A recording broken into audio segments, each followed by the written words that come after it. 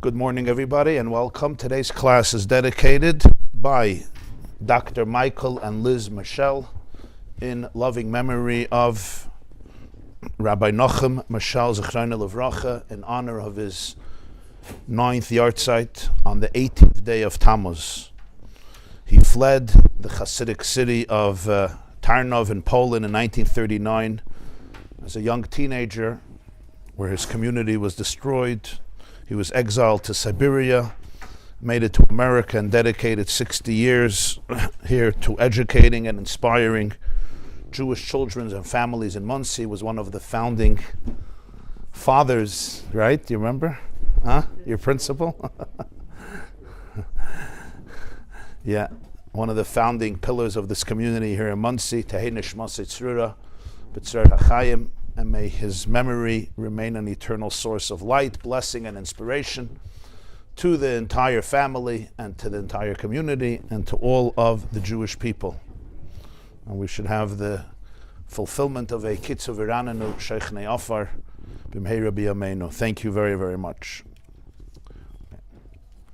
So everybody knows that today in the Jewish calendar marks what we call Shiva Asa B'Tammuz, the 17th day of the month of Tammuz, and it begins the era or the period known as the 3 weeks that continue for 21 days from the 17th of Tammuz throughout Tisha B'Av, the 9th of Av.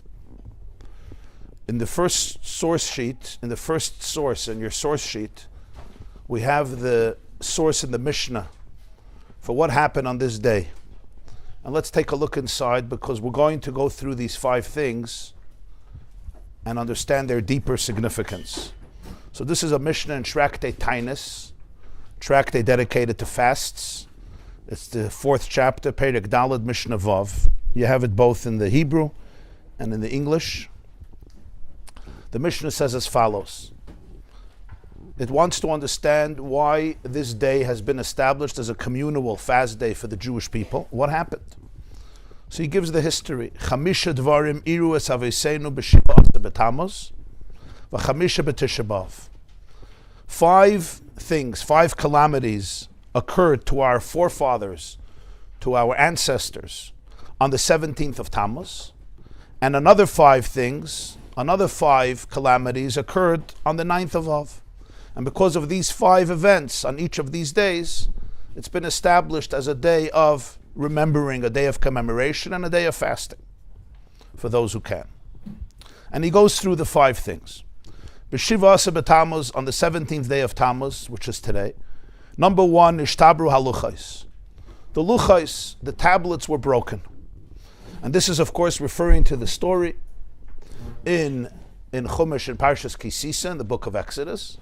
And it's the story of, it's very hot, no? Should we put on the air? Okay. It's a story in the book of Shmais where the Jewish people stood at Sinai, they received the 10 commandments, God reveals himself face to face, and then Moshe goes up to the mountain for 40 days, 40 nights, and in his absence, they build what's called the Egel Hazov, the golden calf, and this was on the 16th of Tammuz. Moshe came down on the 17th of Tammuz, and when he saw the idol that was created, the statue, the golden calf that was created, he broke the luchais, he broke the tablets. The tablets, the luchais, had within them engraved the Aseres HaDibros, the 10 sayings, the 10 commandments. And Moshe breaks them. That's what he says, Nishtabru HaLuchas, these luchas were broken. They were shattered. That was event number 1 on the 17th of Tammuz. Event number 2, Batel HaTamid. Batel HaTamid means the daily offering was nullified by the Roman authorities and never sacrificed again. What is this referring to?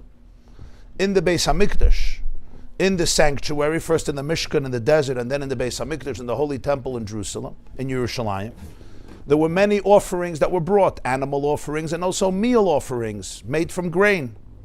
But the most consistent one was called the Tamid. Tamid means always, perpetual, consistent, right? Tamid. Tamid means forever, because this was a daily offering that was brought in the morning and in the afternoon, every single day, 365 days a year, 7 days a week, Sunday through Shabbos, regular days, festive days, Yom Kippur, Rosh Hashanah, Yom Tov, Rosh Chodesh, no difference. This was Tamid.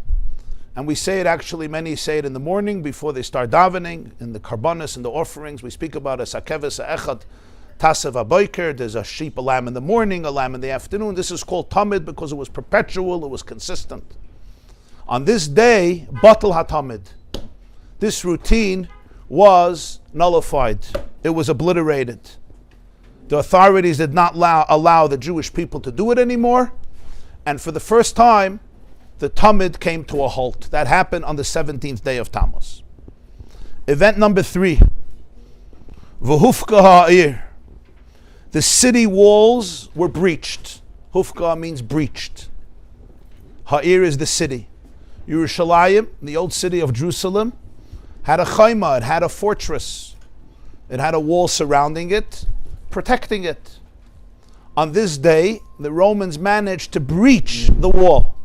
They still didn't destroy the city, but once the wall is breached, now they have breached, broken into. The wall was a very powerful wall, and it provided tremendous protection from an enemy, and they besieged it for a very, very long time. In fact, the siege began months earlier on the 10th day of Tammuz, which is also a fast day. And the reason it's a fast day is because that's when the siege actually began. So from the 10th of Tammuz, you have Shvat, Adar, Nisan, Iyar, Sivan, Tammuz. It was more than a half a year past. And finally, after a long siege of more than a half a year, where nobody was allowed to go in, nobody was allowed to come out, because they surrounded the city, they finally managed to breach the wall on the 17th of Tammuz. From here, it took 3 weeks until they burnt the Beis HaMikdash. That would be 3 weeks later. But once the wall was breached, now the Roman legions, the Roman troops had access to go into the city and ultimately reach the Bais, the Temple Mount, and burn the Beis HaMikdash. So that's the third thing that happened on the 17th day of Tammuz. It was breached. Number 4, V'saraf Apustumus es HaTorah. A general by the name of Apustumus publicly burnt the Torah. He took a Torah scroll, a Sefer Torah, and he publicly burnt it also on the 17th of Tammuz. Number 5, Vehemid Tzelem Behechel. A fifth thing that happened was, and this happened actually by Menashe. Menashe was one of the kings he was a Jewish king, the son of Chizkiah Melech. Menashe, he placed a tzelem, he took a tzelem, which is an idol, a pagan idol of idolatry, and he didn't just worship it, he put it into the Heichel. The Heichel was the inner roofed sanctuary of the Beis HaMikdash right before the Holy of Holies, where the daily incense was burnt and the menorah, the candelabra was lit, and the inner avodah of the Beis HaMikdash was done, and he brought a tzelem, this pagan idol, into the Heichel in order to worship it. This he also did on the 17th day of Tammuz.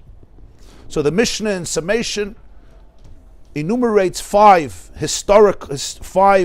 calamities that occurred in Jewish history on this day. And because of all these 5 events, the sages and the prophets established it, the prophets and the sages established it as a communal and public fast day of the Jewish people, which, as we know, is observed till today, thousands of years later. So again, the first thing is the luchos were broken. And that's, of course, number 1, because it's also the first in terms of chronology, because this already happens right after the Jewish people receive the Torah, even before they enter Eretz Yisrael. The second thing he says is the Tamid, the daily offering, came to a halt and it was nullified. Number 3, the walls of the city of Yerushalayim were breached. Number 4, Apustumus burns the Torah. Number 5, Menashe places a tzelem, a pagan idol, in the Heichel. Then he goes into the 5 things that happened on Tisha B'Av, another 5 things on the 9th of Av, which is the reason that was created as a fast day. That's not going to be our focus today, but I'll just read it so you get the full picture of this Mishnah. And he says on Tisha B'Av, the first thing that happened was there was decreed on our ancestors that they would all perish in the wilderness and not enter into the land. This was after the debacle of the spies. The second thing is the first Beis HaMikdash is destroyed. Number 3, the second Beis HaMikdash is destroyed. Number 4, Beitar is conquered by the Romans and defeated. This was the last stronghold of Bar Kokhba and his armies. After the destruction of the second Beis HaMikdash, 60 years later, he staged a revolt against the Romans, and the last stronghold was Beitar, and Beitar was conquered and defeated. And the last thing is He says Necher Shaha'ir, which means the city of Jerusalem was completely plowed. It wasn't just the homes were destroyed or burned, but the whole city was plowed as a symbol that it would never be rebuilt again. And that's the fifth thing that happened on Tisha B'Av. Now, it's interesting that when the Mishnah mentions 5 things that happened on the 17th day of Tammuz, you would think that it would mention it in chronological order, but it does not. The first thing is that the luchos were broken. That's chronological order. But then the second thing is that the carbon tamid was nullified. That happens in the Beis Hamikdash. Then the third thing is that the city was breached, and the Apustumus burns the Torah, and Menashe, who lived during the first Beis Hamikdash, put a tzelem in the Heichal. So in terms of history, the events are mixed up. So obviously, he's referring to a certain pattern of the events progressing, not in terms of chronology, because it doesn't follow the chronological order, but in terms of themes. And this brings us into really understanding what these 5 events are about. On one level, you could think it's just 5 bad things that happen, really tragic, historic events that occurred to the Jewish people. But they were obviously extremely significant to the point that they were chosen. This day became chosen as the beginning of the 3 weeks and a fast day. So it's not just 5 tragic events, but 5 events that represent the beginning of a new era. They represent a unique level of destruction. They represent the ushering in of days of sadness of the 3 weeks. And that's why these 5 events are singled out, because of what they represent, and because of that it's in a particular order. Now when you look at it, you could look at it in 2 ways. You could see it simply as events that happen in history. Or there's a deeper way of looking at it, and that is events that reflect patterns that exist in every person's life. And that's what we're going to address today. Everything in Torah could be understood always on a level of guf and on a level of neshama. The Zohar says in every part of Torah there's the body and there's the soul, just like in a human being. When you understand things on the level of the body, you understand it more from a physical, concrete perspective. When you understand it on the level of a soul, you go back to the root of the symptoms, to the source. We all know in a person, when a person is suffering, whether it's physical illness, chas v'shalom, or emotional, there's always looking at the symptoms, which is good and very, very important, and is even alleviating the symptoms. But it doesn't necessarily deal with the underlying cause of the pain.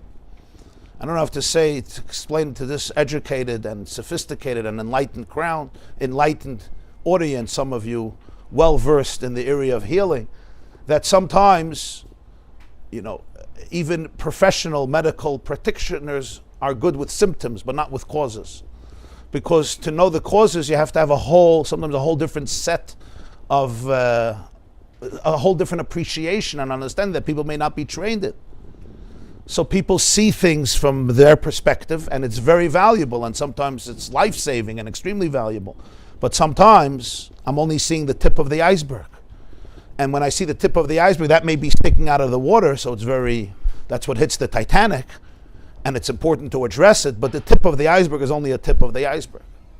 And the entire iceberg may be miles long, but the problem is it's underwater, so nobody sees it. Even the tip of the iceberg that was on top of the water, they didn't see.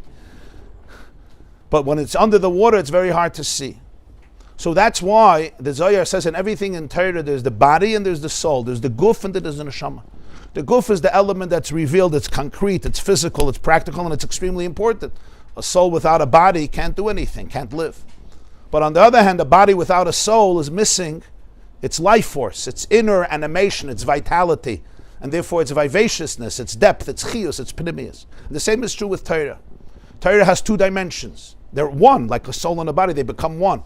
But one is what you would call nigla of Torah, the revealed body of Torah, the concrete manifestation of Torah, and then you have the soul of Torah. Everything has an underlying inner rhythm and inner theme that connects to the inner core of the human emotion, of the human life force, of human drives, of human growth, and of human challenges.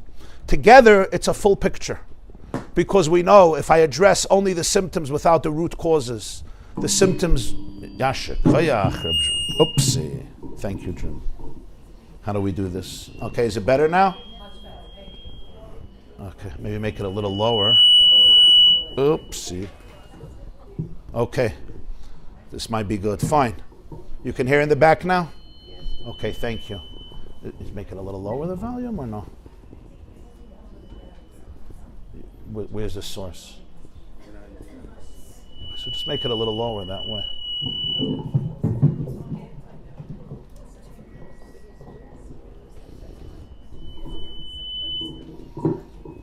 Where's the speaker? What is it? What is it? Because of this. This I can't take care of because that. Maybe just make it lower. Uh-huh. Okay.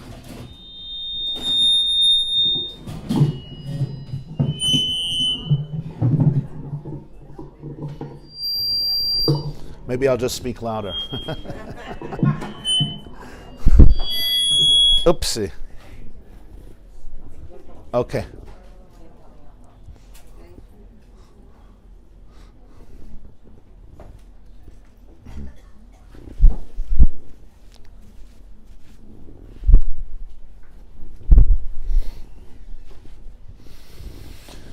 Now, it's not so easy to look at the pnimius, to look at their roots, because that requires sometimes a level of courage and a level of awareness that is hard to cultivate. And sometimes even if a person wants to, they may simply not have the toolbox to be able to go to those places, because those are very, very deep places. So my whole life I could be chasing the symptoms, and I go from one remedy to another remedy to another. I'm speaking up your alley. I can go from one thing and another thing, and they may be sometimes very, very helpful. And if it's working for somebody, that's amazing. Baruch Hashem. Mechayel el chayel. But very often we all know that things persist, because as long as I don't tackle and confront, and I'm ready to look and steer at the underlying, at the neshama behind it, at the soul behind it, so then at best I'm eliminating or really numbing symptoms but not addressing the core issue. Those who went to my wife's Tanya class yesterday, I see quite a few, so you know that she quoted my son who's in Vietnam with a few boys, and he sent us something he saw, and the line is, those who don't move never notice their chains. Those who don't move never notice their chains. And think about it. I may be in chains, but if I don't move, I'll never notice those chains. It's the movement that allows me to observe the chains. And that's why we'll see in life that sometimes the people who move most notice the most chains. If I'm just moving, once a month or once a year, so even if there's a chain and I'll notice it, it's not so dramatic. But those who grow most are those who notice much more chains than others. And that's why there are people who feel acute pain and they shame themselves. And it's really the opposite. The reason you're feeling acute pain is because you're growing. You're expanding. You're expanding your horizons. You're challenging yourself. You're going into territory that may have not been cultivated before in your heart. And whenever I do that, I'm going to notice my chains. If I never stretch, I'm never going to notice the situation of my muscles, that my muscles are tight. If I stretch, I will notice that my muscles are tight. And if I really stretch, it's going to be much more painful. So it's not a reason to shame oneself. On the contrary, there's a celebration in that. It's a celebration of growth. It's a celebration of awareness. It's a celebration of healing. Because all types of awareness bring much more awareness of the challenges as well. There's an expression in Mishnah, Shlomo HaMelech says, Yosef das, Yosef machayv. The more das, the more perception, the more awareness, Yosef machayv, the more pain. Why? Why? It should be the other way. More das, less pain. And das is really the expression in Tanakh for intimacy. V'ha'adam yada es chava. Adam knew chava. And it says they had children together. Now from knowing people, we don't have children. Yada is a euphemism for connection. Adam was connected to chava. He became one with chava. So das is not just abstract knowledge. My computer has more knowledge than me. Google knows much more than me. Artificial intelligence knows much more than anyone sitting in this room and the entire planet combined. You put in a question and within a second, you have answers that no human mind can come up with. What artificial intelligence does not have, and that's why it cannot replace human beings, even though some people think they can, is das. They can have tremendous amount of knowledge and information, but das is visceral knowledge. It's intimate knowledge. Das is the knowledge that affects me in every fiber of my being, in my bones, in my kishkas. So when you say Yosef das, Yosef machav, it means the more das, the more intimate knowledge there is, the more pain, not bad pain. Pain because for those who move, they do notice their chains. Those who don't move never notice their chains. So whenever we're addressing things on a root level, we go to deeper places, and it requires sometimes a different skill set.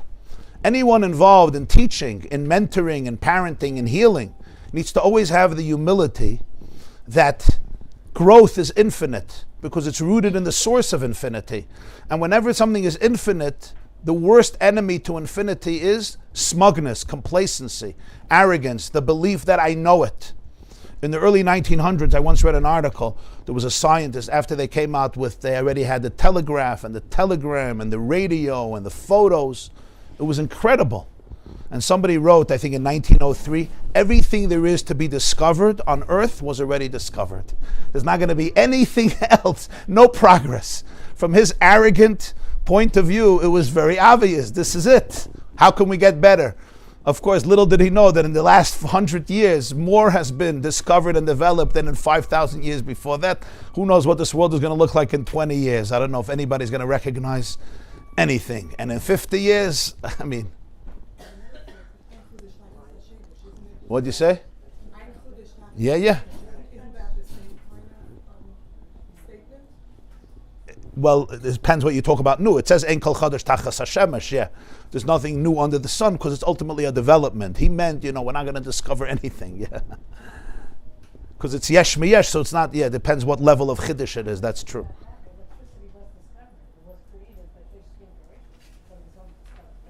Discovered, there's discoveries and there's inventions. And he thought whatever we could discover, we discovered. Whatever we could invent, we could invent. So whenever there is this, whenever a person puts other people in a box, and this is what it is. Sometimes, I was once talking to a therapist. He's very, very respected and really successful. And I asked him, what's your success? And he said something very interesting. He said very often practitioners, they have a textbook of what is illness, what is health, and then when a patient comes, they have to fit them into the narrative. So I could fit you in, and now I have a description for you, and now I know what to do. But it's not supposed to work that way. He says, I work the opposite. And that is, I try to tune into who this person is, and I try to use all the knowledge and information I have, and most importantly, the humility that I want to have, in order to try to figure out how I could connect to this person best. So it's the humility of understanding that things can never be defined and contained in one particular box, and this is the story of it. But rather, there is a dynamic and there is a flow, because ultimately, there is so much mystery, and therefore there's so much growth. And every chain will contain that, will curtail that growth. And therefore, when we talk about this type of level of awareness, it always requires a tremendous amount of humility, because you're dealing with a territory that is so profound, and one can never capture it and own it within their logic.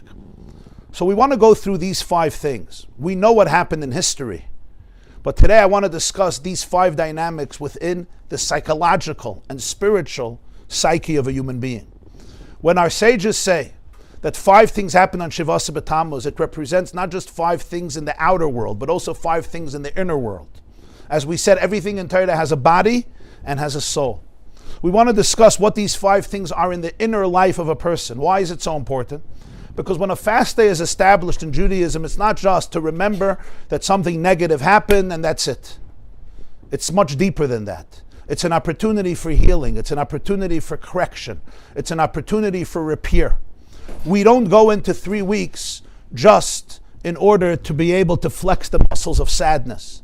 We go into the 3 weeks in order to be able to confront all those things in our life that may be broken, to be able to figure out how we can bring more awareness, more love, more wholeness, and more healing to them. In that sense, these days are very powerful. They're very potent. That's why the Rambam says that when Mashiach comes, all our fast days will become festive days. Shivasa B'Tammuz will be a Yom Tov. May we see it today. Tisha B'Av will be a Yom Tov. In fact, Chazal say in Psikta that when Mashiach comes, the biggest Yom Tov will be Tisha B'Av. The question is why? I understand Mashiach will come, there'll be redemption, the world will be a beautiful place, there's no need to fast. But why will the fast day become a holiday? The fast day is a sad day, you don't have a reason to fast, you don't fast anymore. Why is the fast day becoming a Yom Tov? If something chas v'shalom tragic happened on a certain day, even if the tragedy is eliminated, so it becomes like a regular day. We don't say it's a regular day, we say it's going to become a Yom Tov. The reason is because in all brokenness there is a treasure of healing that is under it. Every wound covers something that is very, very powerful, that's very, very positive. There's a reason that brokenness happened. There's something it's protecting, there's something that it's covering. There's a secret message over there. And when we uncover it, it becomes a greater day than other days. That's why Shivasa B'Tammuz is not going to be a regular day. It's going to be a Yom Tov. In fact, the Arizal says something amazing. When the Jews built the golden calf, it was at the behest, at the suggestion of Aaron. He saw there was chaos, and he told them, okay, give me gold, and they molded this calf from fire. And Aaron says, Chag L'Hashem Machar. Tomorrow is going to be a holiday for God. So Rashi says he was trying to postpone them, to delay, to procrastinate. We'll wait till tomorrow. He was hoping Moshe will come down from the mountain. Chag L'Hashem Machar. And indeed, they woke up early in the morning and they began all the festivities around the golden calf. The dancing and the ecstasies and the idolatry and everything else that they were doing over the promiscuity. So the Arizal says, but Aaron, his words are sacred. When he says, Chag L'Hashem Machar, tomorrow will be a holiday for God, it's going to be fulfilled. When? So the Arizal says, because Shivasa B'Tammuz is going to be one of the biggest Yomim Tovim. So when Aaron said it's going to be a holiday for Hashem tomorrow, he meant it. That Shivasa B'Tammuz, which is the day after they built the calf, that's the day Moshe comes down, is going to be a big chag. It's going to be a big chag, a big Yom Tov. And the reason is, as I said, because when we confront darkness and we transform it, we don't just get back to a regular place. We go back to a much, much deeper place in ourselves. Everybody knows this from experience. Whenever I face adversity and darkness and I penetrate it, I breach through it, so then the light that you reach is not the light that you had before. It's a completely different level of light. It's a completely different magnitude of light. Because when darkness is transformed into light, it's a completely different type of ur. Like it says in Koheles, Yisr na'ur min ha'choshech. The greatest light is the light that comes from darkness. It doesn't only mean that you see the greatness of light when you compare it with darkness, but that the greatest light is the light that comes min ha'choshech, from the transformation of darkness. When we also understand the inner rhythm of these five things, we'll also understand the order and see that the order is actually very, very precise and very, very meticulous. So let's go through these five, what they mean in every person's life. And I want to thank my brother, Rabbi Simon Jacobson, wrote an essay on this a few years ago, which I used as well. So I want to thank him for that as well. So now, let's discuss the first one. What's the first thing that happened on Shivasa B'Tammuz? He says, Nishtabru haluchos. The luchos were broken. Now what does that mean, that the luchos were broken? What were these luchos? The luchos, as the Torah says, they had the words engraved on them. Engraved in them. There's a difference between letters, words that are written on parchment, and letters or words that are engraved in stone. When you have letters written on parchment, like a Sefer Torah, a Torah scroll, they become one. When you write on a piece of paper, some of you are taking notes, the ink and the paper becomes one. But they're not inseparable. It's two separate entities that become one. And that's why you can erase it. You can take an eraser. Sometimes it may be a little harder, a little easier, but you could remove the ink from the paper. You can even remove the ink from the parchment or the papyrus, whatever it is, because essentially it's two entities. When you have letters that are engraved in the stone, the letters are made from the stone itself. It's not that you added a separate entity and you brought it into the stone. You engrave the letters from the stone. So they are in the stone and made from the stone. So they're inseparable. I cannot now just remove these letters from the stone and it remains intact. There's no such a thing, because it is one entity with the stone. In Hebrew, it's a difference of oisius haksiva and oisius hachakika. Oisis HaKsiva are letters that are written. Oisis HaChakika are letters that are engraved. The luchas, the Torah says in Parshas Kisisa, that ha-michtav elikimu charus ala luchas. The words and the letters of the Aseres HaDibros, the Ten Commandments, were engraved in the luchas. That is what was broken on that day. What does this represent in a person's life? There are things that are written inside of us. There are things that are engraved inside of us. Things that are engraved inside of us are not additional. They're not things that were added to me. We have things in life, messages in life, that were written inside of our brain. As our neurons develop and neural pathways are created, as we know today in neuroscience, we pick up stimuli from everybody and everything. Especially in our formative years, when an infant is just trying to navigate the crazy world and an interesting world. Let's hope it's more interesting than crazy for the infant. But it's always interesting and new. So the brain is always detecting everything. Already in the womb of its mother, the baby's brain is open, the fetus's brain is open to detect anything, both in terms of bliss and danger. And these become ingrained memories in the brain that we sometimes have to deal with years later. Certainly as we're born and we grow up, the environment, the mood of mom, the mood of dad, the ambiance in the home, the safety, the level of joy, the level of sadness, the despair. These are all messages that become written into the brain, literally like written into the brain. This is the brilliance of the brain, which can detect all of this. This is called oisis haksiva, things that are written. That which is engraved is that which is the very, very fabric, the very essence of the stone itself, not just written on it. And when we talk about a person's life, what do then the luchas represent? The luchas represent the innocence, the purity that is engraved in a person's neshama, in a person's psyche, in a person's soul. Because the truth is that the neshama, the soul, is a chelik elekami ma'al mamash, as it says in Tanya. The soul is a piece of Hashem. It's a derivative of infinite consciousness. That's not written into the soul. It's engraved in the soul. Engraved means it's essential. It's intrinsic. The two are not separable. That's what oisis hachakika means. Nishtabru haluchos is when that gets shattered. What does it mean it gets shattered? When a person becomes fragmented. They become separated, just like when something is broken. All the pieces are going in different directions. They're fragmented. It's not whole anymore. In a person's life, when a human being becomes somewhat disconnected, or often deeply disconnected from this engraved innocence, this is what the broken luchas means. And that's why it's the first thing of Shivasa B'Tammuz. Because the first calamity in a person's life is brokenness.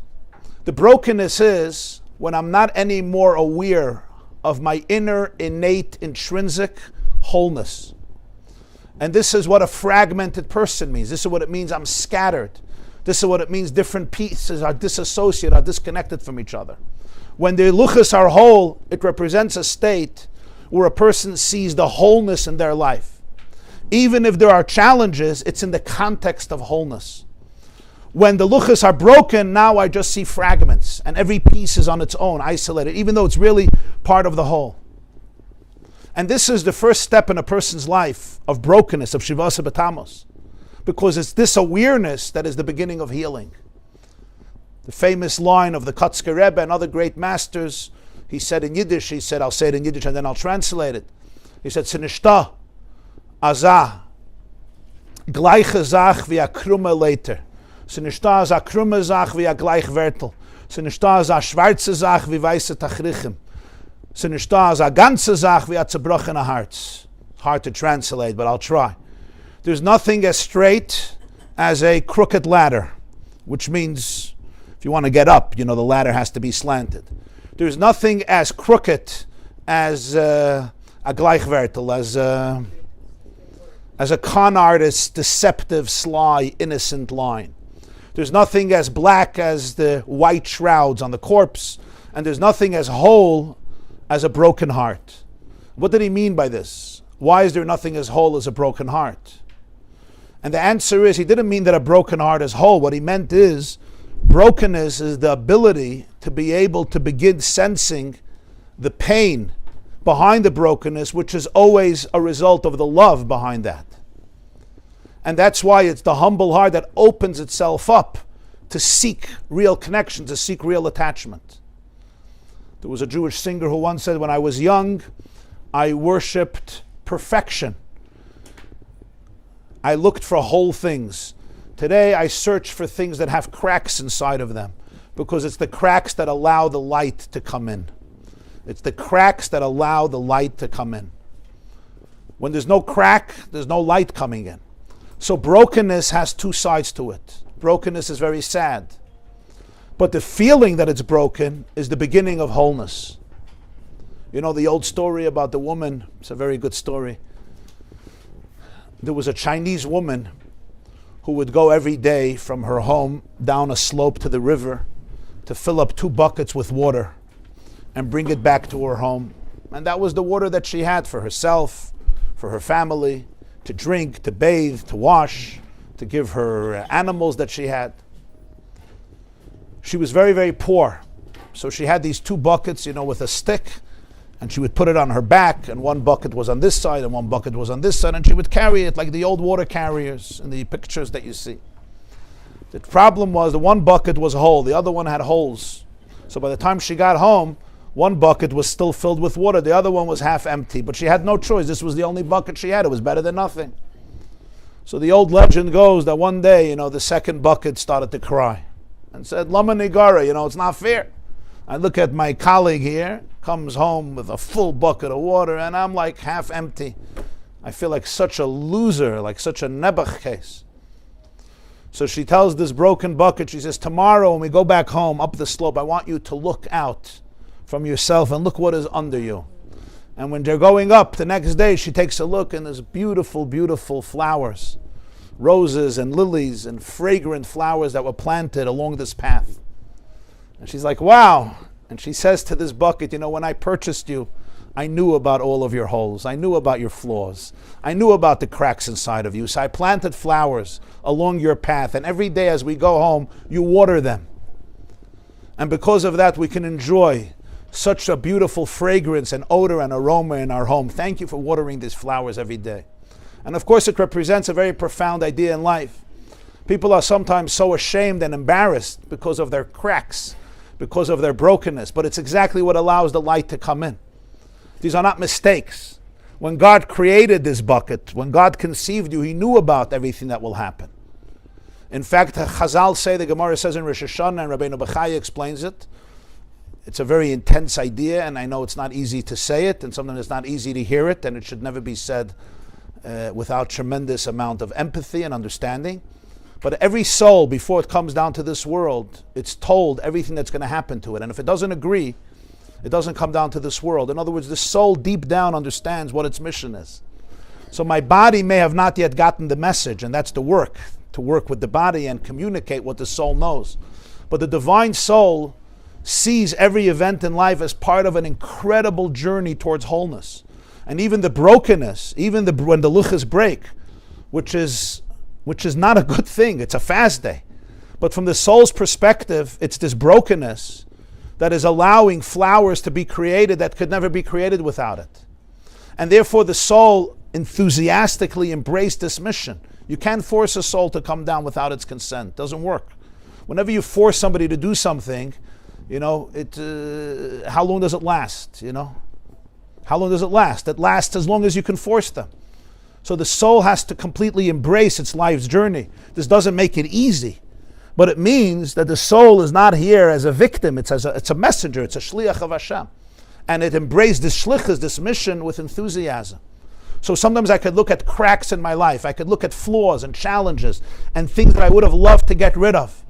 I sometimes ask in my classes if you could press Control Alt Delete on 3 stories of your life. Take 3 stories that happen in your life and press Control Alt Delete. What would they be? So, sometimes people have to think, but very often, at least in my classes, at least some people, they don't have to think. It's like 3 things, give me a list of 20. But when you think about it, everyone has, things. If I wouldn't have had this, if I wouldn't have experienced this, if I wouldn't have done this, if I would have had this, whatever it is, every person, yourself, I don't have to elaborate, every person has their own story. And there's a truth to that, and it's important to grieve that, because if we don't grieve it, we don't honor the pain, we just repress it and we hide it, and then it just leaks out in dysfunctional ways, and it usually creates a lot of deep pain and anger and resentment, but it's not conscious. When I can grieve it, when I can pay respect to it, when I can pay tribute to it, then my body, with its magical mechanism that the Creator gave it, can process it. But then something else can happen. And that is, as I grow, I can ultimately look at all of these things and say, wow, this brokenness has allowed me to achieve what only I can achieve and become the person that only I could become, because there's only one person like you who ever was and who ever will be. When the Mishnah says, Chayev Adam Laima B'Shvili Nivra Ha'olam, the person is supposed to say, for me the world was created, it's not a joke. It says every single person. That means there's something, think about it. The person that you are never was and never will be. So you'll say, yeah, but who am I? I'm just a simple person. Well, from our sages' perspective, that's not true. It says Adam was created as one person to teach that every person is like Adam. If somebody would have destroyed Adam, a whole world would have been destroyed. It wasn't one person. So Chazal say this. And you know what? You used to tell this to every witness in every Jewish court. Any witness that would come to speak about issues that can have a capital punishment, this was the introduction. Remember that if this person is going to die because of you, you are destroying an entire universe, just like if somebody would kill Adam. That's how it is. This is how our sages, they took it very seriously, but it doesn't seem to make sense. Let's face it, there's almost 8 billion people. Who even knows about me? The answer, of course, is that from the perspective of the Creator, the person that you are never was and never will be, and every journey in my life and in your life is indispensable to make you the person you could become and the light that you can give to the universe. And that's why we see an amazing thing, and that is after Moshe breaks the luchos, Hashem tells him, Yasher koichecha sheshibarta, thank you for breaking the luchos. And in fact, the whole Torah ends that way. The whole Chumash ends with Moshe's passing, and then the Torah eulogizes him for everything he did. And what's the last thing, the last words in Chumash, you remember? La'einei kol Yisrael, what you did before the eyes of all of Israel. So Rashi says, what did he do before the eyes of all of Israel? When he went to Paro, nobody saw it. It was a private audience. When he was on the mountain, nobody saw it. What did he do that everybody saw? And what's the answer? He broke the tablets. V'ashabrim le'inechem. And the question is, you have to eulogize Moshe Rabbeinu. This is the climax? Come on. This was a horrible thing. He had to do it, but it's a horrible thing. We see we're fasting because of it. That's how the whole Torah ends. The whole conclusion of the whole Torah is what Moshe did, not that he took them out of Egypt, not that he gave them the Torah, not that he split the sea, not that he brought the 10 plagues, not that he gave them the manna, not that he fed them, not that he nurtured them, not that he helped them reach triumph and reach the promised land. That's all before. What was his real accomplishment? He broke the luchos. La'einei kol Yisrael. He broke the luchos. It's very hard to understand. But now we get a glimpse into it, because the breaking of the luchos is not just the beginning of a tragedy. It's the beginning of the healing. It's the awareness of the brokenness that allows me to see what was broken. Why is there pain that there was broken? And that's always the beginning of the rupture. Awareness of the rupture is always the beginning of rejuvenation, of transformation, of healing. They tell a story, there was a Jew who survived the Holocaust himself. He lost his family. And this Jew, Reb Moshe, was a Gerer Chassid in Poland. And he was a Hasidic Jew. So he had a long beard, da große Kappel, a Yarmulke. He had payas. And he was a Hasidic Jew. He lost his entire family in the war. And he also lost something else. He lost his God. He lost his faith. He came to Eretz Yisrael. He didn't have to cut off his beard and his payas because the Nazis did that for him, but he never put anything back on. And he remained a very, very secular, and he was very, very bitter. Like so many, he was very angry and bitter because of what he saw. He was a Gerer Chassid. Now the Gerer Rebbe, his name was the Imre Yemes, Rabbi Avraham Mordechai Alter. Rabbi Avraham Mordechai Alter is known as the Imre Yemes. He passed away in 1948, but he himself survived the war. Not his part of his family also, but he himself survived, and he came to Eretz Yisrael. Now this man heard that his Rebbe survived, so he wanted to go see him. But he wasn't going to go fake it, put on a yarmulke and, put on, Fiddler on the Roof, put on one of these beards. He wasn't going to do that. So he decided he's going to go as is. He's going to go as is.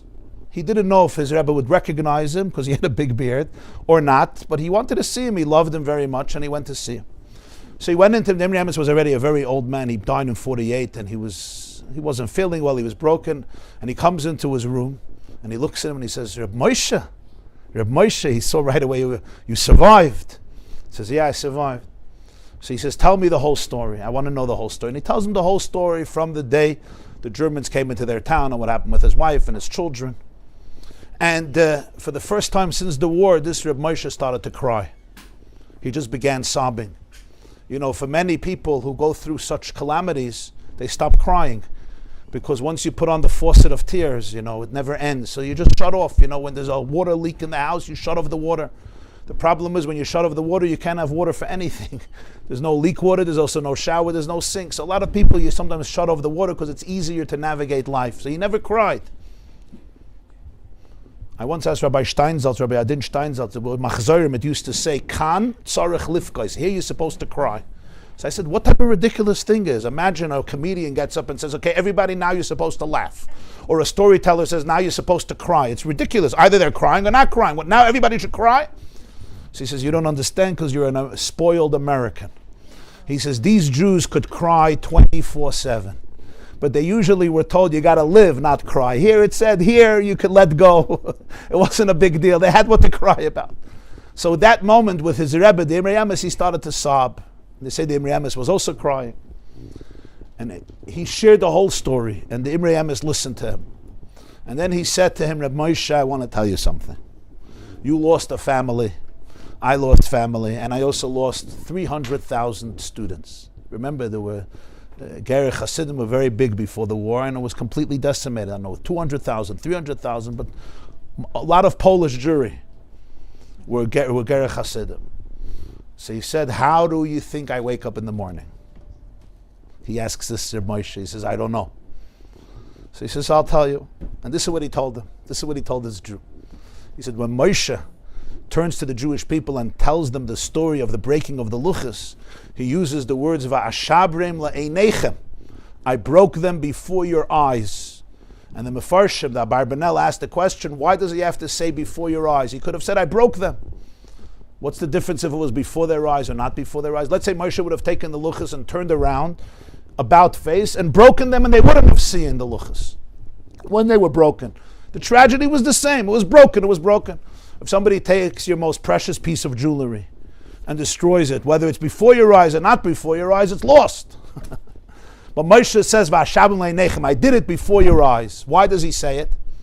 This is in Parshas Ekem, and you see at the end of Torah, the last words are Le'einei Kol Yisrael, is before everybody's eyes.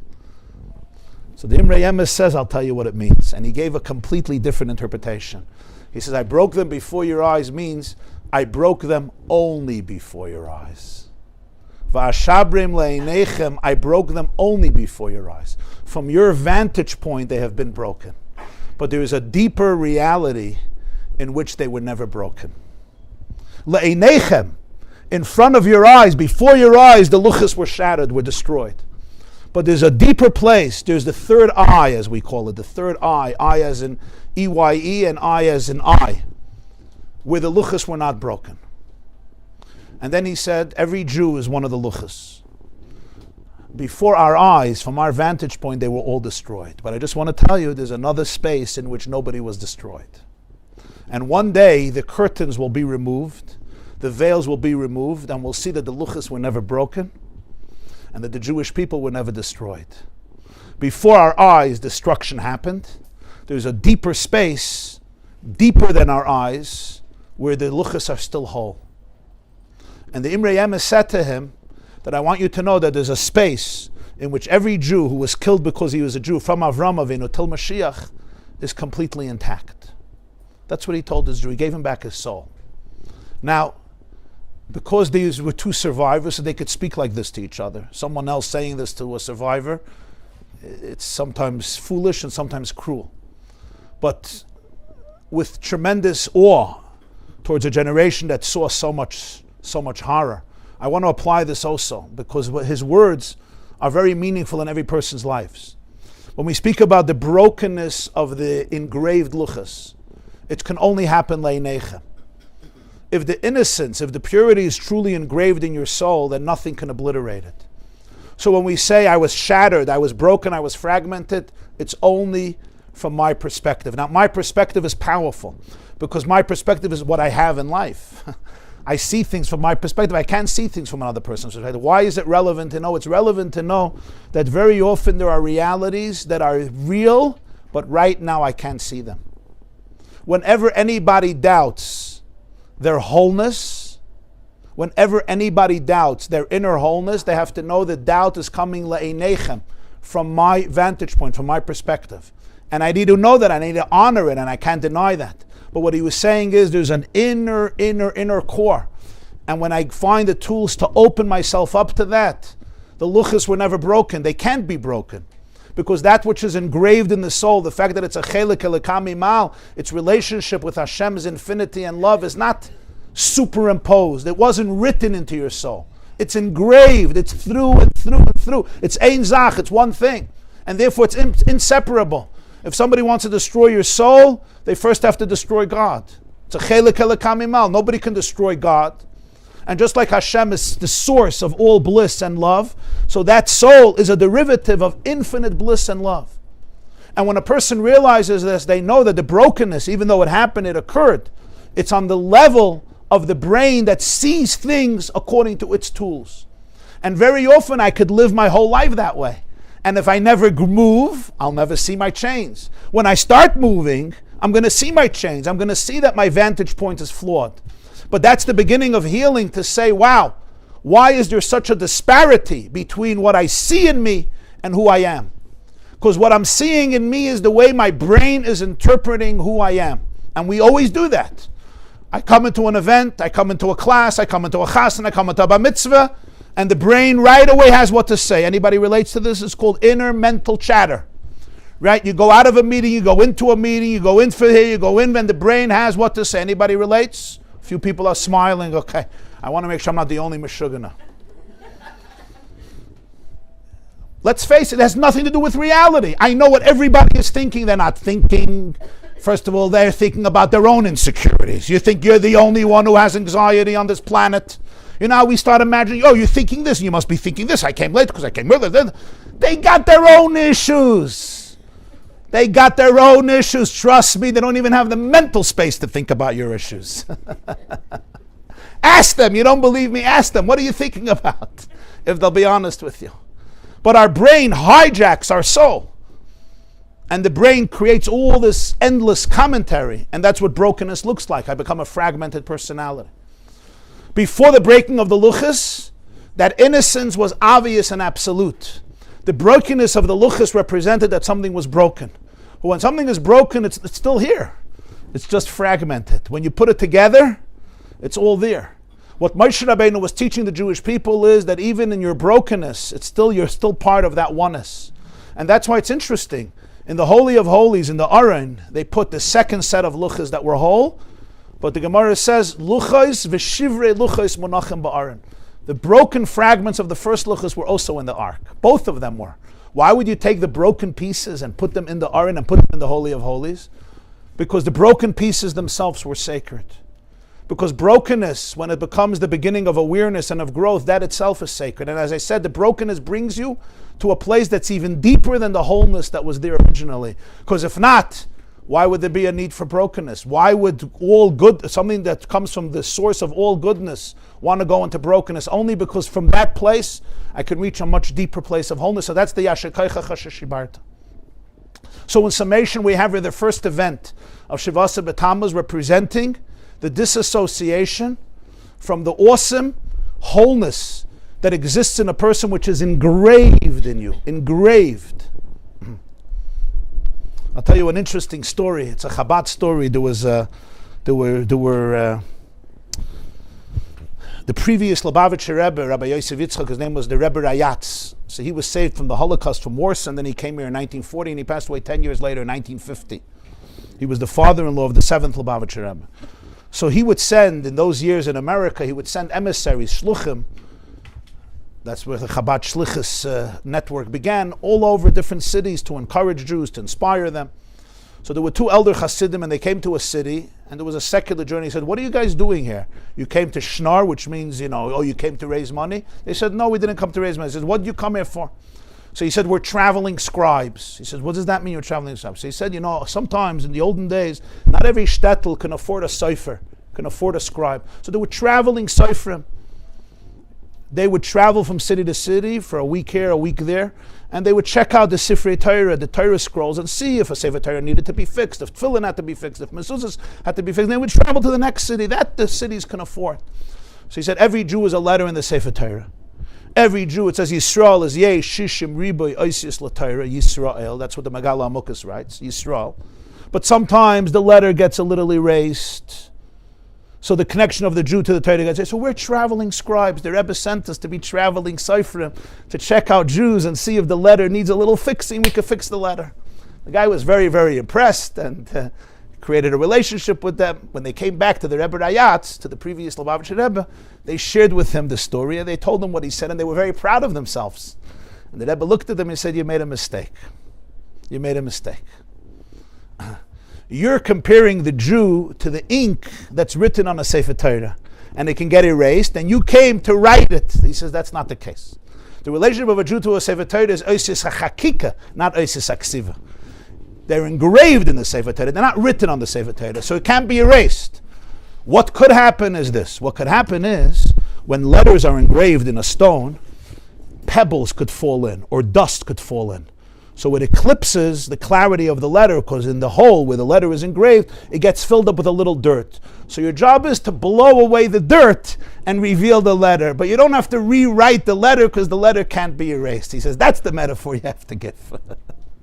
It's not letters on the scroll, it's letters engraved in the stone. That's the luchas represents. So it represents a much deeper level of a relationship. And when that's shattered, it's very, very sad. It's very tragic. Because when that's shattered, when that innocence that is engraved in you is shattered, is the most painful thing. One of the most painful things I would say that happens in life is when innocence is shattered. And it sometimes happens at a very, very young age. And the people who experience the shattered innocence, what's even more painful is that they don't know how innocent they were. So they don't even know that their innocence was shattered. Because as they grew up in a world that was not innocent.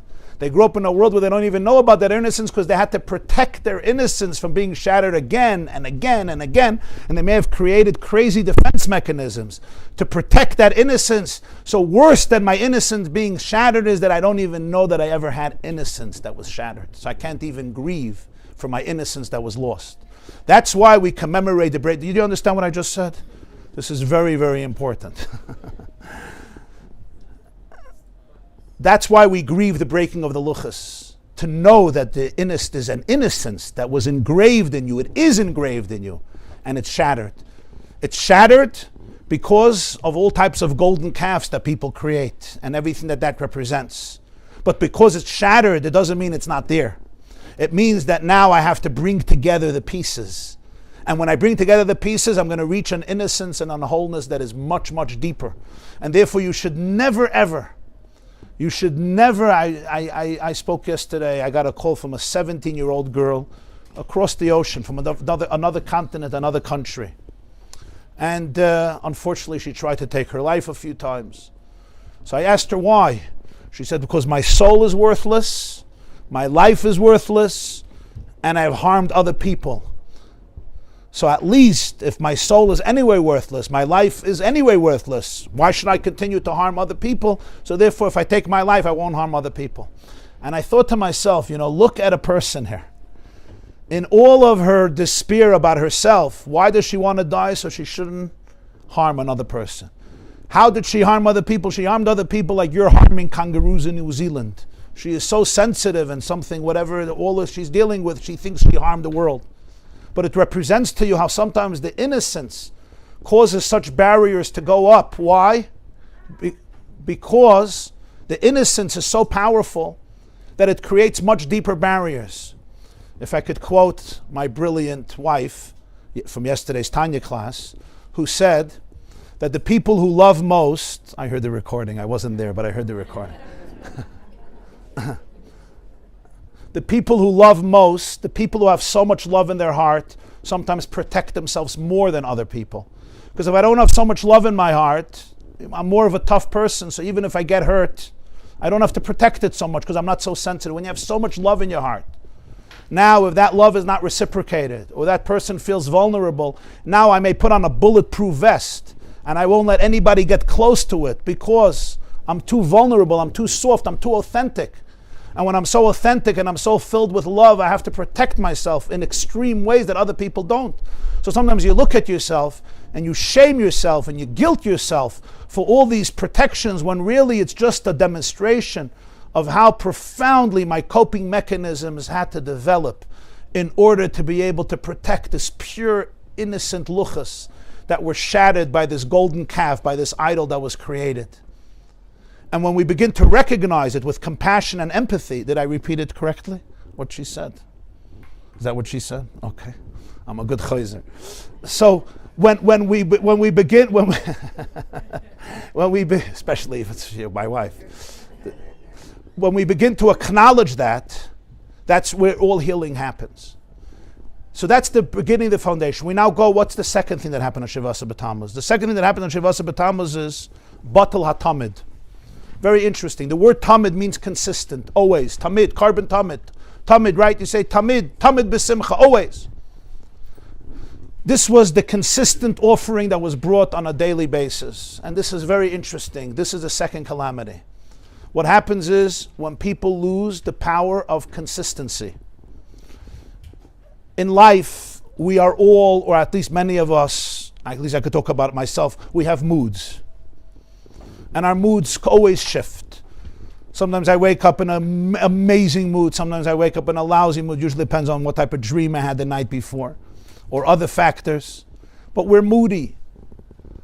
Inconsistencies. I had a friend in class. He would tell me, why the only predictable thing about me is that I'm unpredictable. He says, the only consistent thing about me is that I am inconsistent. He knew himself. He says, that will always be, you can always rely on me to be unreliable and be inconsistent. You'll see a very interesting thing throughout history, and that is the most creative people are very often the most consistent people. If you'll take some of the greatest composers, take a person like Beethoven, or other great composers or artists, they had schedules that were extremely consistent. And there was a reason for it. You would think artistic people are creative. It's not about consistency. It's not about 9 to 5. It's about unpredictability. It's about creativity. It's about being artsy. But it's the other way around. Consistency is the soil in which creativity can blossom. That's a good line. And the reason is because when people are consistent, when we have a consistency, there's things that are unbreachable, unbreakable in a person's rituals, in a person's commitments, in a person's dedications. It's what allows my juices to flow. If not, my chaotic self can take the best of me and it ultimately eclipses even my creativity. And here we come to the carbon tamid. The second tragedy is batal hatamid. There was no consistency anymore. There was no tamid anymore. The Medrash says, this is an introduction of Ein Yaakov, that the sages debated which is the most central pasuk in Torah. One said Shema Yisrael Hashem Elokeinu Hashem Echad. Great. One said V'ahavta l'reacha kamocha. God is one. Love your fellow like yourself. One said Ki b'tzelem Elokim asas adam. A human being is in the image of God. And then Ben Pazi said Esakeves echad tasav abayka v'esakeves hasheni tasav b'nar bayim. Bring a lamb in the morning. Bring a lamb in the afternoon. And the rabbi got up. Amad Rebbe got up on his legs and he said Halacha ke Ben Pazi. The law is like Ben Pazi. Question is why? I understand God's oneness. I understand love your fellow like yourself. I understand the human being was created in God's image. But bring a lamb in the morning and a lamb in the afternoon? I mean, come on. So the Maharal of Prague says something amazing. It's the power of consistency. A relationship is about consistency. Of course, it's not only about consistency. We're not talking about consistency that's devoid of a soul. But every person knows when I want to get my life together, there's a carbon tamid. A carbon tamid means I wake up in the morning and I define myself. I am a channel for Hashem. I'm an Eved Hashem. In the morning and in the evening. In the morning and in the evening. Why in the morning and in the evening? Because sometimes the sun is shining and sometimes the sun sets. But consistency means that regardless if it's nighttime or daytime, regardless if the sun is shining or the sun is not shining, there's a commitment, there's a dedication. In a marriage also, rituals that are based on consistency are extremely helpful for relationships. You would think, what's that have to do with romance? Romance is about creativity and spontaneity, and let's suddenly go on to an air balloon ride. Or let's go visit Antarctica tomorrow. And the truth is, there's something a lot of very fun about spontaneity, or as somebody once said, now we're going to have spontaneous dancing. Everybody knows, spontaneous parties and spontaneous events are sometimes the best.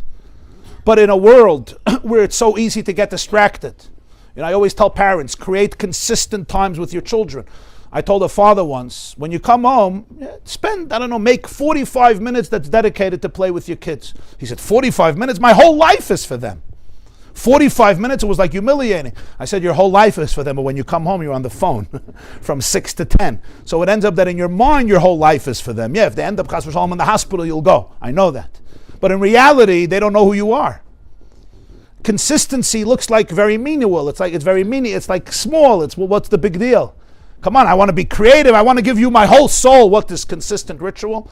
But there's something very powerful in that because it's the daily grind, it's the commitment, it's the dedication. What was the power of Yiddishkeit? That's what the Maharal is saying. Shema Yisrael Hashem Elokeinu Hashem Echad is a grand idea. God is one. V'hafta l'recha kamoicha is an incredible idea. Humanity is one. Kibitzelem Elokim Asa Adam is a powerful idea. We're created in God's image. That means the dignity of a human being is non-negotiable. But these are ideas. And as powerful as ideas are, you could get up at a lecture, at a convention, and thunder these ideas, and people say, that was amazing. That was amazing. But what made a nation so unique is that for thousands of years, they brought a lamb in the morning and a lamb in the afternoon. Or today, it's replaced with davening. What's that idea? I wake up in the morning and I say Moidani. I wake up in the morning and I know I need to spend a few minutes in my connection with my soul, connection with my God, connection with my relationship. And it's consistent.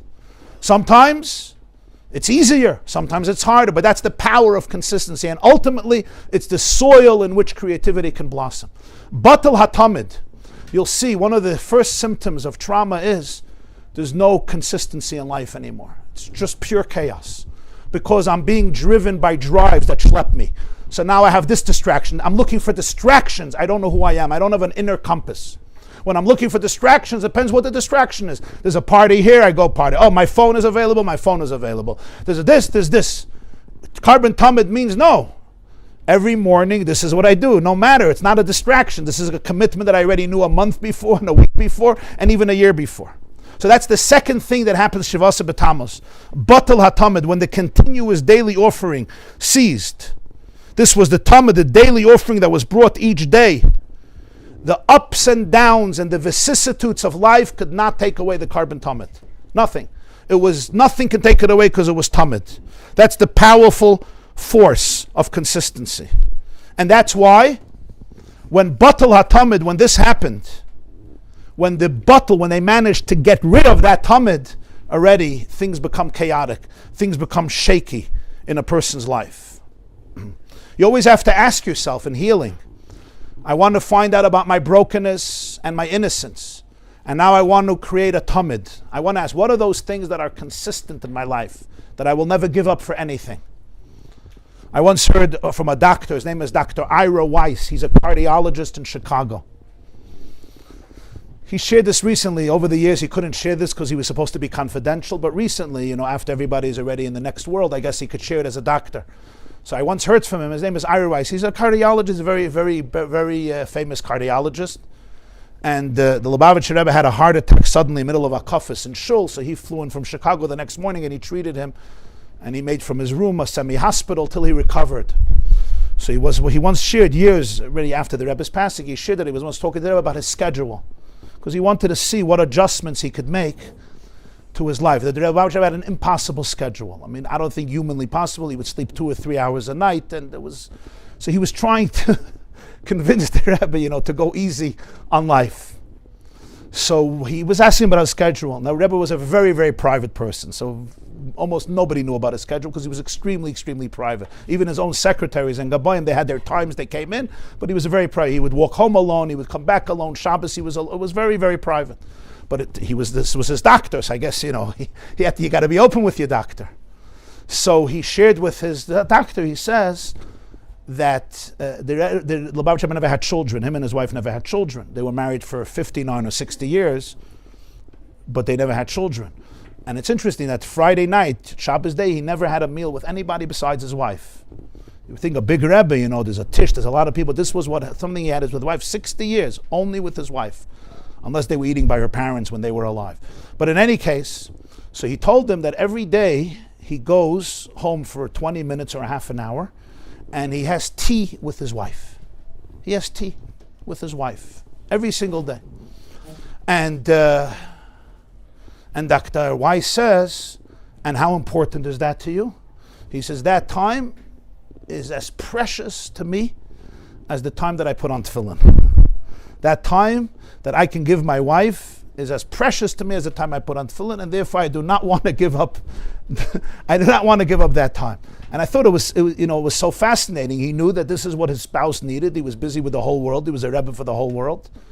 And this was very, very powerful. So in each person's life, when we create that tamid, we know what is that carbon tamid in our life, spiritually, physically, in our relationship with ourselves, in our relationship with Hashem. Sometimes people feel guilty, like they're sitting down. Some people were made to feel very guilty for sitting on the couch and relaxing. There's nothing else to do in the world.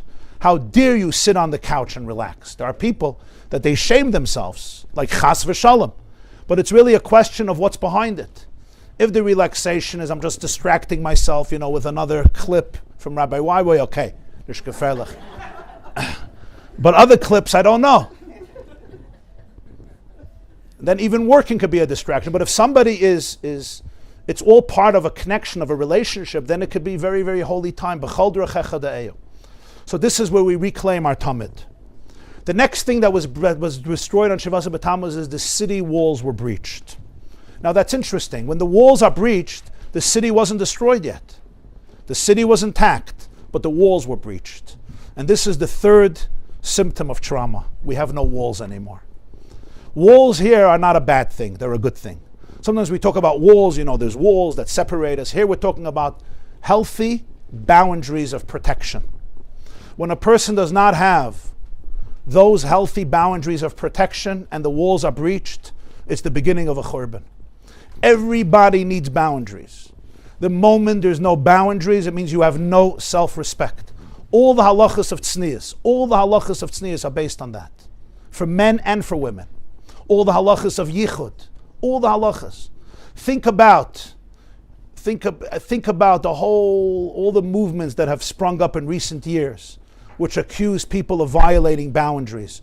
How much heartache, how much pain would be eliminated if people understood how to protect the divine given walls that protect Yerushalayim from being desecrated and violated. And whenever anybody thinks, I am smart enough, I am good enough, I could violate those boundaries, they're making a cataclysmic mistake. Shlomo HaMelech himself said, I could marry as many women as I want. It's not an issue. I could marry as many women as I want. Not an issue. Either Torah says no, ich bin klug.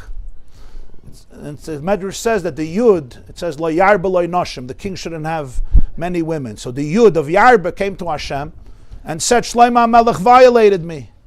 So Hashem says, the Medrash says, Yibatlu Shlomo ve'elef k'moisiv al tibatlu isachas min ha-Torah. Shlomo and 1,000 like him will go down, but one letter of Torah won't be nullified. Why do you have to say it so harshly?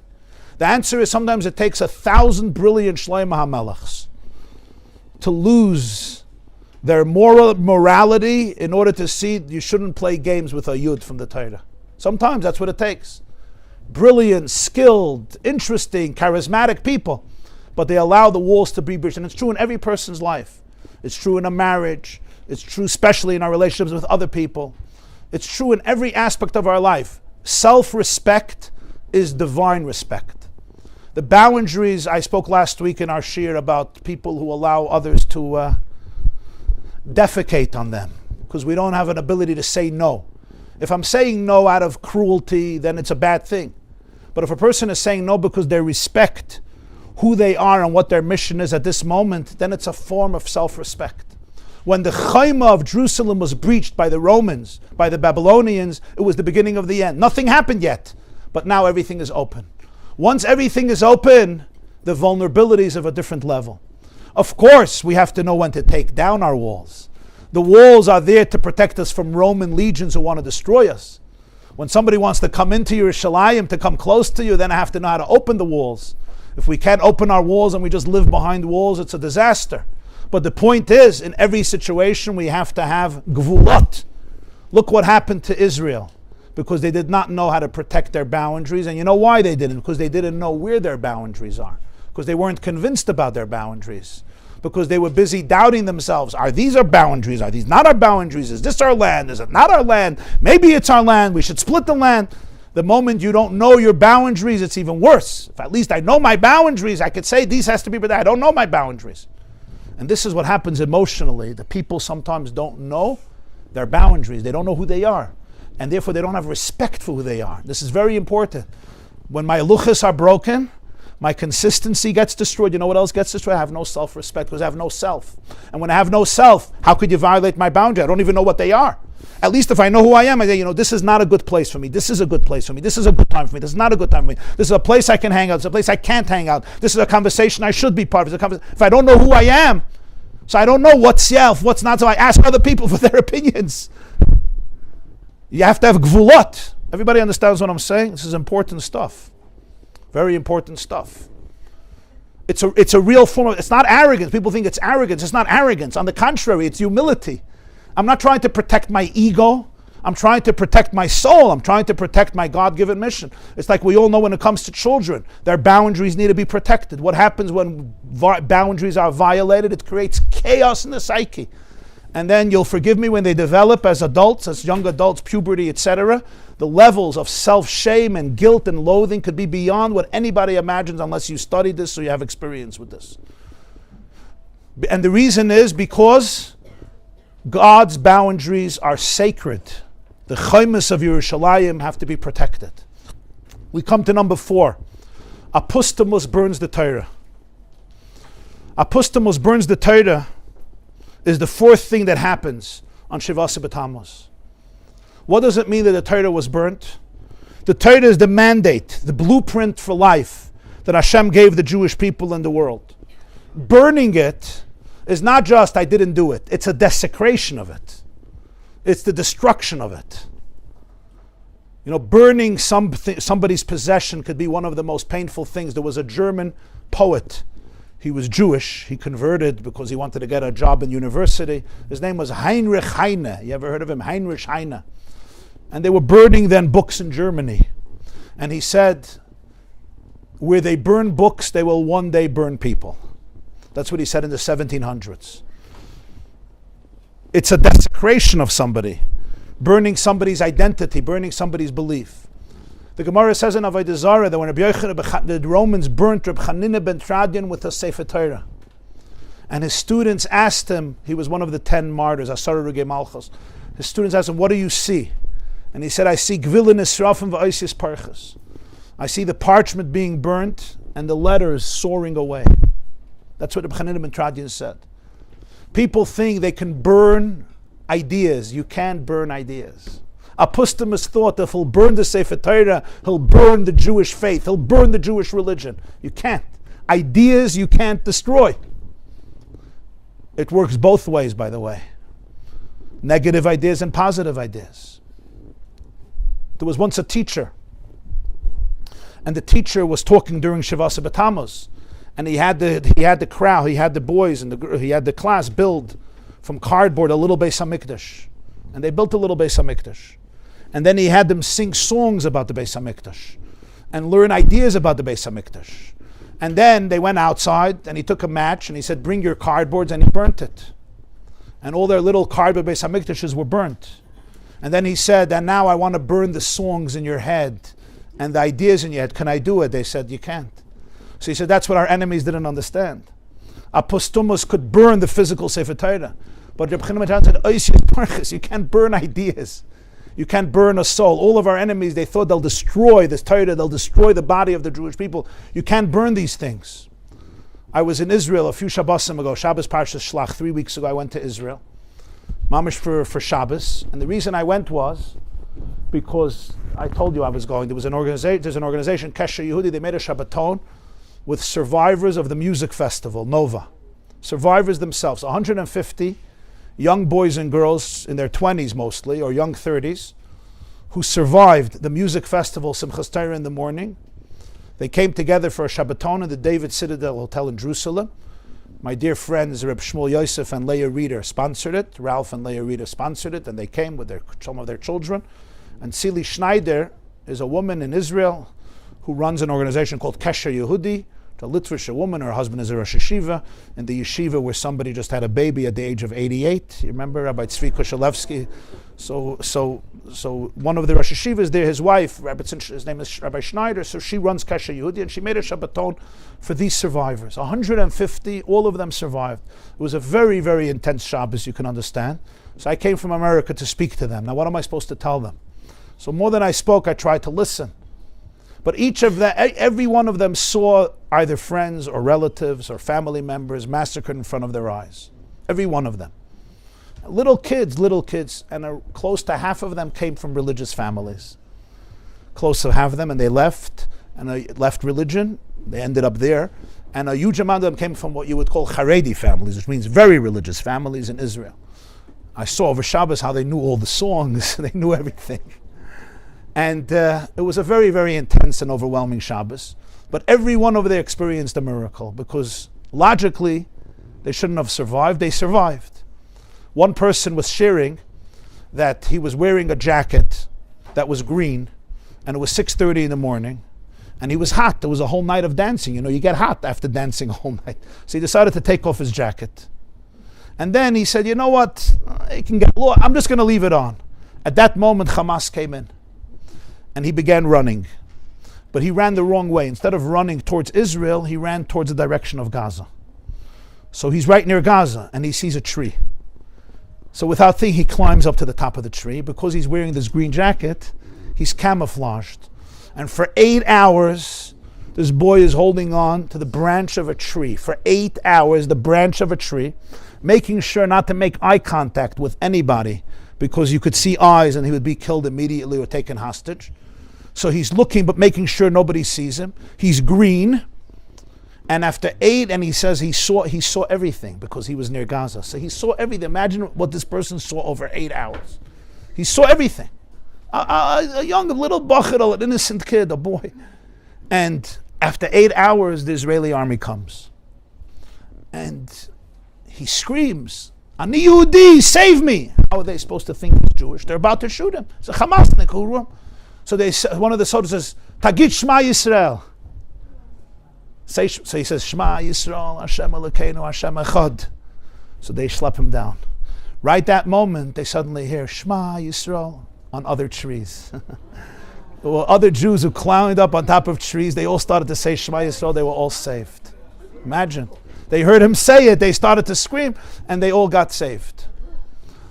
So we were bringing a whole Shabbos together, and Shabbos afternoon during lunch, somebody came up to speak. Oh, so a Gerech Chassid, actually. His name is Rabbi Yisrael Goldwasser. He's a historian.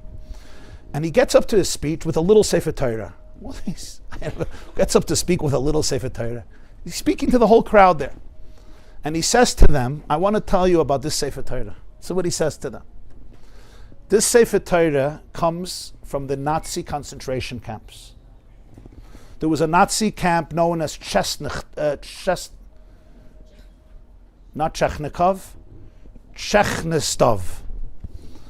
And they brought in a Sefer Torah there. And they would read it on Monday and Thursday and Shabbos. And they were caught one day. And the Nazis started to whip the Jews who were reading it, so that the blood went onto the Sefer Torah. So this parchment is filled with the blood.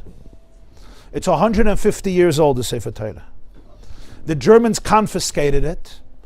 There was a Jew who helped the Nazis over there because of his talents. So he had access to the storage place, and he got it back. And he hid it in the barrack. And on Simchas Torah, they danced with the Sefer Torah in the barrack. This Jew, his name was Rabbi Holiest. He survived, and he brought the Sefer Torah with him to Israel. He passed away in the 60s. So Rabbi Goldwasser says, Simchas Torah in the morning, I was dancing with this Sefer Torah at my shul. And that's when we heard what's happening. Usually we never allow the Sefer Torah to leave the shul because it's so fragile. It's 150 years old. But I told the rabbi where I'm coming for Shabbos, to the Nova survivors, so he let me take the Sefer Torah. So he says, you guys danced a whole Simchas Torah night at your festival. We were dancing Hakafis in the morning. Everybody's dancing was interrupted. Your dancing was interrupted with rockets and bullets and atrocities. I want now that you should complete and continue your dancing, but this time with a Sefer Torah, and this time to do the Hakafis that you didn't do on Simchas Torah. He says, that's why I brought the Sefer Torah. So you had the 150 survivors. Everybody got a turn to hold the Sefer Torah and dance Hakafis in Yerushalayim together. There was not a dry eye there, including the boys and the girls themselves, as they were holding this. And he said, I want you to know that this Sefer Torah literally survived the Nazis, who a few feet away murdered tens of thousands, and it survived them. It'll survive Hamas too. What this did for those kids was so moving, so astounding. Apustumus understood this, so that's what he wanted to burn. And that's what happens. What is this in a person's life? When we destroy that which we hold most dear, when we destroy our blueprint for life, when we destroy our gift to life, when we destroy Torah Tziva Lanu Moshe, when we destroy that which kept us, that which preserved us. In a person's life, a philosopher once said, we sometimes destroy what we love most. Instead of cherishing it and celebrating it, we become so worthless. We become so valueless in our own eyes, we take our most precious item and we could destroy it. We finally come to the last. And with this we finish. Vehemid tselem behechel. He took a tselem and he put it in the hechel. He took a graven image and it was placed in the sanctuary. What does this mean? You want to take a pagan image? Put it somewhere. No, he went into the hechel, into the Beis HaMikdash and put it there. A true enemy likes to strike at the heart of his enemy, of his adversary, in order to demoralize, to humiliate. The Yom Kippur War happened on Yom Kippur for a reason. The Simchas Torah War happened on Simchas Torah for a reason, exactly 50 years later to the day. October 6th, October 7th. I don't know if you know. October 6th, 1973. October 7th, 2023. 50 years to the day, literally. One was Yom Kippur, one was Simchas Torah. As I said then, the enemy was trying to destroy the Jewish Simchas Torah. The way you respond is by creating a deeper Simchas Torah, by creating a deeper joy, deeper connection, deeper camaraderie. But they want to take the tselem and put it into the heichel. What does this mean in a person's life? The ultimate insult and humiliation is not when somebody takes a pagan idol and puts it somewhere in my house. That's humiliating enough. But in the heichel means you go into the holiest place. You go into the most sacred sanctuary. You go into the most vulnerable and pure place. And that's where you want to destroy it. Hemet tselem beheichel. Every one of us has a heichel. Every one of us has a heichel, comes from the word heichal, lahachil, like keli, the container. We are all a Beis HaMikdash. V'shachanti b'soicham, I will dwell among them. It doesn't say in it, because every person is a Beis HaMikdash. And this is the very pure place in your heart and soul. It's the most beautiful spot in your life. It's the heichel. The heichel was the most beautiful part of the Beis HaMikdash. That's where the inner mizbeach was, the menorah was, the shulchan was. That's where they burnt the incense every day, which had the most delicious smell in the world. This part needs to be cherished and protected. Nobody can desecrate it. This place is the key to our redemption. It's your heichel. It's your inner core. You need to respect it. You need to cherish it. You need to celebrate it. You need to adore it, and you need to make it your best friend. The last of the 5 causes of trauma of Shivasa B'Tamuz is the desecration of your most intimate and precious core. Vehemid tselem behechel. This could mean on a physical level. I don't want to be graphic here, but on a physical level, it means what happens with certain forms of abuse that have wreaked havoc in our generation. And the reason they wreaked havoc in our generation, and people wonder why, the answer is because the most sacred part of a person's life is the part in which we are like Hashem. Where are we most like Hashem? The part where we create life. God creates life, we create life. When I speak, I hope I give a little life, but I can't create life. When I paint, I hope it's not me, but other people paint. It may be beautiful, but it doesn't create life. Everything we do as brilliant and talented and amazing and stupendous, nothing creates life. There's one part of the body that Hashem has given the ability over there to be like God and create life. When that is desecrated, when that is Rahman al-Islam denigrated, when that is abused, when that is touched inappropriately, the havoc that it creates is deeper than any other havoc because vehemit tselem behechel. It goes into the Kodesh HaKadoshim. The Ramban calls it Kodesh HaKadoshim, the holiest of the holy. That's why in halacha, the most precious part of a community is you have to sell even a shul and a sefer Torah if there's no mikveh. In most religions, the synagogue, the church, the ashram, that's the place. By Judaism, the bedroom is holier. If there's no money for a mikveh, the halacha is you sell the shul and you sell a sefer Torah. Nobody has a sefer Torah, nobody has a shul. Why? So Shmei mikveh, because that's connected to the bedroom. That's connected to the inner sanctuary. The Kodesh HaKadoshim is called in Tanakh Chadar HaMitos, the room of the beds. It's a funny name for Kodesh HaKadoshim, the bedroom. And the image in the Kodesh HaKadoshim was the kruvim, the two cherubs, which was a male and a female looking at each other, and like children. And the Gemara says in Yuma that when the enemy came into the Kodesh HaKadoshim, they took out the cherubs and they said, look what these people are thinking about in their holiest places. And from this streams Christianity versus Judaism, celibate or family life. Because if the kruvim are a desecration of holiness, it means holiness is about running away to heaven. But in Judaism, it's not that way. It's the relationship that is holiest. So in Kodesh HaKadoshim, you had the relationship between Hashem and the Jewish people replicated in the image of a boy and a girl, a man and a woman. Isha and Isha, like the whole Shir Hashirim. Vehemit tselem behechel means you want to bring in a tselem into that hechel. So when a person, chas v'shalom, when that space is compromised, it creates havoc on every level. But it exists also in different ways. That's in a very, very extreme and radical way. Whenever I allow my innocence and purity to be compromised by the tselem behechel, it's a very, very profound place of destruction. And that's why the fifth thing is, and that's the order here. The first thing is the innocence, the luchos are broken. What does it mean the luchos are broken? The part that's engraved and a person does not recognize that wholeness, that innocence. We become fragmented. But you have to remember it's only broken before your eyes. So that's the shviras haluchas, the engraved innocence that's engraved through and through. I don't recognize my chelik elokam imal.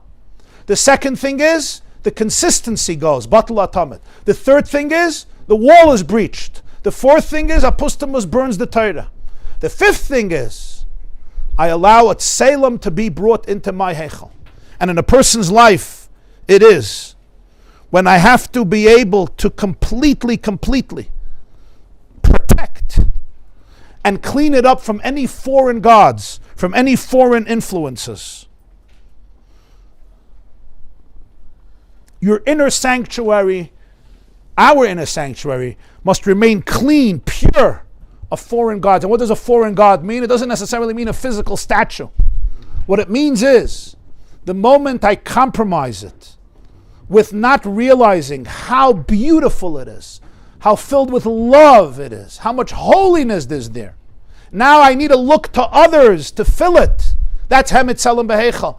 And that's what happens when people soothe themselves with stuff because they don't recognize their holiness. The deepest validation you'll ever get in your life is from your soul being your best friend. But if I don't have it, I start soothing myself. Maybe I begin binging, or maybe I emotionally disconnect, or maybe I get into toxic relationships that are unhealthy. What am I doing? I'm taking foreign things that I don't need. because I'm not protecting my innocence, my purity, my love, my infinity. Those are the 5 events Chazal say happen on Shivasa B'Tammuz. Those are 5 forms of breakdown in the inner soul. The purpose of this notification is one, and that is to heal the 5, to bring the luchas to their wholeness, to recreate the tamid, to build the wall, to bring back the Torah, to celebrate the Torah as we did the dancing, and to get rid of the tselem from the heichel. And then when we bring it together, as I said, Shivasa B'Tammuz becomes a Yom Tov. It doesn't just become a regular day, it becomes a festive, joyous holiday. It becomes transformed, because when we work through all of this, we reach a light that is infinitely greater, even than the light before the brokenness. Have a wonderful week, and may we see the transformation of Shivasa B'Tammuz, Yehafech L'Simcha, already today, B'mheira B'Yameinu. Next week we have a class Be'ezer Hashem.